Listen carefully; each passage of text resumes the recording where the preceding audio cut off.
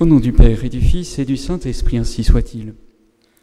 Eh bien, chers frères, cette barque de Saint-Pierre sur laquelle Jésus monte pour enseigner le peuple est bien sûr la figure de l'Église catholique. Il n'y a qu'une barque sur laquelle notre Seigneur monte, comme il n'y a qu'une seule et unique Église catholique.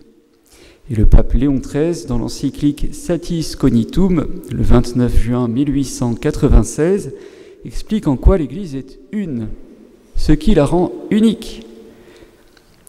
Le pape insiste sur cette idée que l'unité de l'Église a été voulue par notre Seigneur. Elle découle de l'initiative de Dieu lui-même, et les hommes ne peuvent évidemment rien y changer. Ce que Jésus-Christ a voulu faire, et ce qu'il a fait, eh bien, c'est qu'il n'y ait qu'une seule barque, depuis laquelle il enseigne le monde. Il aurait pu faire autrement, qu'il y ait plein de barques sur lesquelles il monte, plein d'églises depuis lesquelles il enseigne.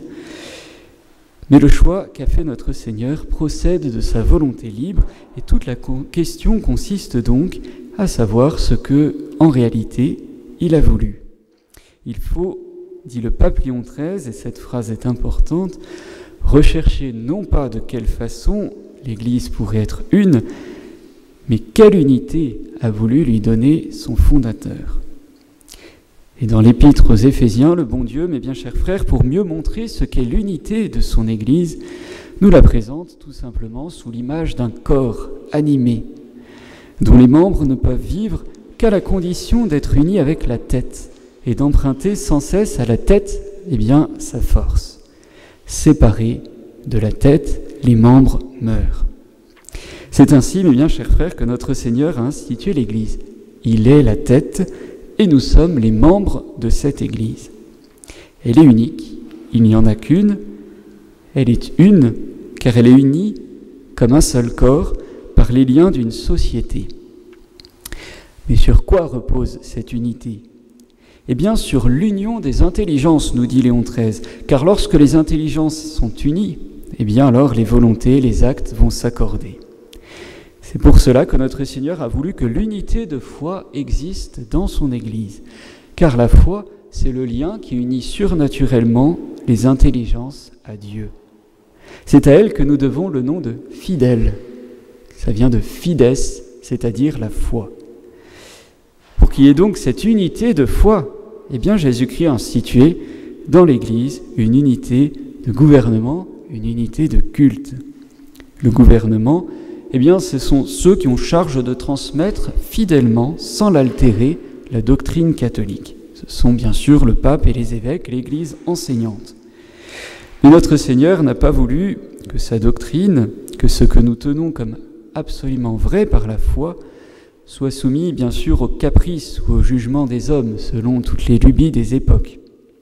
Cette doctrine doit être transmise fidèlement par ce qu'on appelle bien la tradition de l'Église, le magistère. De même pour l'unité de culte. Lex orandi, lex credendi, dit l'adage célèbre, la loi de la prière détermine la loi de la foi. Ou plus simplement, on prie comme on croit. Et bien pour que soient accomplis et administrés les divins mystères, les sacrements, notre Seigneur a donné cette faculté à des hommes choisis, appelés, que sont les prêtres, les évêques, le pape. Ils ont la charge de conférer, de transmettre fidèlement, sans les altérer, ces canaux de la grâce, ces expressions de notre foi. L'Église catholique n'est donc pas, mes frères, un regroupement désordonné, bien sûr, de bénévoles, où chacun ferait un peu ce qu'il veut, comme il veut.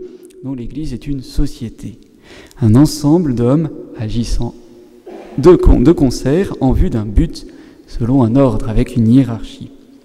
Et le pape Léon XIII nous dit que Jésus-Christ a appelé tous les hommes, sans exception, ceux qui existaient de son temps, ceux qui doivent exister dans l'avenir, à le suivre comme chef, comme sauveur. Non seulement chacun séparément, mais tous ensemble, un peuple vraiment uni par la communauté de foi, de buts, de moyens, un peuple soumis à un seul pouvoir. Le but que notre Seigneur a assigné à son Église, c'est pourquoi il a institué une autorité, c'est donc que les hommes sur terre deviennent catholiques, vivent en catholiques, en enfants adoptifs de Dieu, animés par la grâce sanctifiante. Et le but ultime, bien sûr, c'est le ciel, c'est le salut des âmes. L'Église est donc une société unique, une barque, pas comme les autres sociétés d'ici-bas. Elle leur est même supérieure car elle est divine, elle est fondée par Dieu directement. Elle est surnaturelle aussi parce qu'elle a des moyens qu'elle reçoit de Jésus-Christ directement. Et elle est humaine enfin, car ceux qui la composent, nous, mes bien chers frères, eh bien, sont des hommes, de pauvres pécheurs, blessés par le péché originel, qui ont besoin de la grâce pour se sanctifier. De tous ces membres humains, tous n'ont pas la même fonction, ils sont liés entre eux, unis sous la tête qui dirige tout, notre Seigneur Jésus-Christ. À l'autorité, mes bien chers frères, d'assurer dans l'Église donc cette unité de foi, cette transmission fidèle du dépôt révélé, des canaux de la grâce, des sacrements, de la messe. Et quelques années après Léon XIII, le pape Saint Pie a condamné ce qu'il appelle l'égout collecteur de toutes les hérésies que l'on appelle, un mal toujours présent, le modernisme. Et bien touchant l'Église, le modernisme a voulu changer la notion de la barque de Saint-Pierre, d'où notre Seigneur enseigne. La foi, dit Saint Pie, devient comme une intuition du cœur, par laquelle l'homme atteint tout seul, sans intermédiaire, le bon Dieu. C'est juste une prise de conscience personnelle de Dieu, une expérience supérieure à toutes les autres, mais une expérience individuelle. Fini donc un dépôt révélé immuable, fini l'Église qui enseigne avec autorité aux fidèles les vérités nécessaires au salut. Non, tout cela est terminé. La sanctification des âmes par les prêtres qui appliquent une liturgie sacrée et codifiée, qui administrent les sacrements fidèlement, tout cela n'a plus vraiment lieu d'être. Le modernisme, enseigne Saint Pie, veut que l'homme aille à Dieu tout seul, sans intermédiaire, par son expérience. Mais il faut tout de même, contrairement à ce que dit le protestantisme, il faut quand même une certaine hiérarchie, bien sûr, parce que sinon c'est la dispersion totale, et il n'y a même plus de barque. Alors la hiérarchie va devoir un petit peu, dit Saint Pie, faire la police, regrouper dans l'espace, dans le temps, tous ceux qui font leur expérience individuelle. Voilà le rôle de l'Église dans le modernisme. Elle a pour rôle d'assurer la cohésion, la communion de toutes les expériences. Et pour qu'il y ait une certaine permanence, il faut une organisation, l'Église. Eh bien, fidèle à la barque de Saint-Pierre, mes frères, il nous faut maintenir la notion catholique de l'Église. Non, la foi n'est pas un sentiment religieux intérieur dont chacun doit prendre conscience. C'est pour cela que la messe traditionnelle a des formules, des rites précis, multiséculaires, pour transmettre intactes les vérités de foi. C'est pour cela aussi que les papes ont jusqu'à Vatican II toujours eu un langage précis en matière de doctrine, ne permettant pas qu'on soit ambigu avec les vérités de foi. S'il nous faut aujourd'hui résister, mes bien chers frères, face à des abus de pouvoir, eh bien, c'est en raison du modernisme. Mais que cela n'altère en rien notre force, notre espérance. L'Évangile de ce jour nous rappelle que cette barque, qu'est l'Église, ne coulera jamais. Et si notre Seigneur permet qu'elle traverse des bourrasques, des tempêtes, s'il permet qu'il y ait des défaillances, eh bien cela n'a qu'un temps. Et toujours l'Église en sort plus forte.